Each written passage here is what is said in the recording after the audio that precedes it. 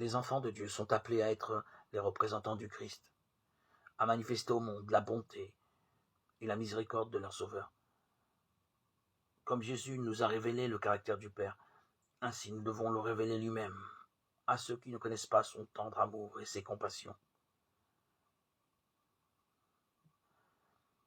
Comme tu m'as envoyé dans le monde, dit Jésus, je les ai aussi envoyés dans le monde. Moi en eux et toi en moi, afin que le monde connaisse que tu m'as envoyé. Jean 17, 18, 23. L'apôtre Paul écrivait aux chrétiens de Corinthe, vous êtes manifestement une lettre de Christ, connue et lue de tous les hommes.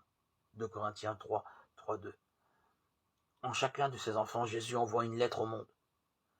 Si vous êtes son disciple, vous êtes la lettre qu'il envoie à la famille où vous logez, au village, à la rue que vous habitez. Par vous, Jésus désire parler au cœur de ceux qui ne le connaissent pas. Peut-être ne lisent-ils pas la Bible, n'entendent-ils pas la voix qui leur parle dans ces pages et ne voient-ils pas l'amour de Dieu dans ses œuvres. Tout est décrit dans la Bible. À force de lecture, l'entendement de l'âme et dans l'entendement de l'âme et dans la communion avec l'Esprit Saint,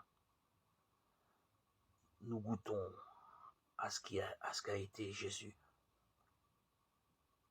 personnage historique, mais aussi véritable. Il n'était pas une légende. Et nous devenons ainsi, à force de lecture, un véritable représentant de Jésus. Et il est possible que par nous, il soit amené à comprendre. Nous soyons amenés à comprendre quelque peu sa bonté.